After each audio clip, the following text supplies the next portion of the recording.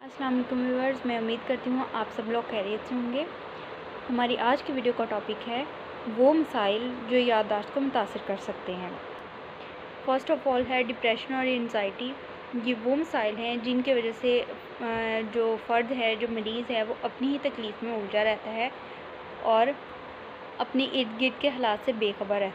ये जो अमराज़ हैं ये तवज्जो को भी मुतासर करते हैं, यानी ये मरीज़ किसी भी काम को तवज्जो नहीं दे पाता। डिप्रेस्ड जो मरीज़ हैं वो ये सोचते हैं कि उनकी याददाश्त आहिस्ता आहिस्ता ख़त्म होती जा रही है, लेकिन ज़्यादातर इम्कान इस बात का होता है कि वो बूढ़े अफराद जो याददाश्त के ख़त्म होने का ख़दशा रखते हैं, हो सकता है कि वो डिमेंशिया की बजाय डिप्रेशन में मुब्तला हों। सेकंड चीज़ जो आती है वो ये है उम्र यानी एज। बूढ़े अफराद को बातें या चीज़ें याद रखने या उनको उनके नामों से याद रखने में बहुत मुश्किल पेश आती है। अमूमन 50 साल के बाद से लोगों को ये मसला दरपेश आता है और उनको ये लगता है कि उसके बाद आता है बोरियत, थकन या नींद ना आना। ये मसाइल भी याददाश्त को मुतासर कर सकते हैं।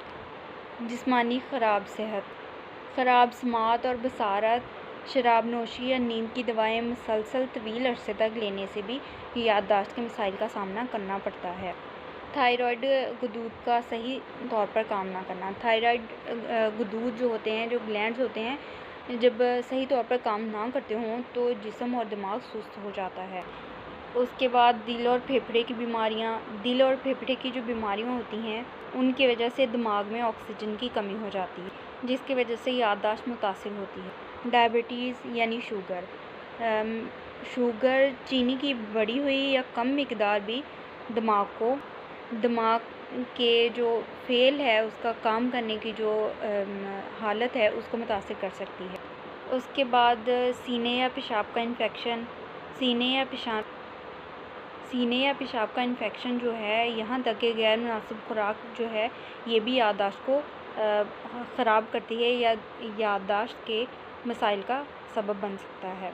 मैं उम्मीद करती हूँ कि आपको आज की वीडियो अच्छी लगी होगी। प्लीज़ लाइक और शेयर करें और चैनल को सब्सक्राइब करें। Thank you.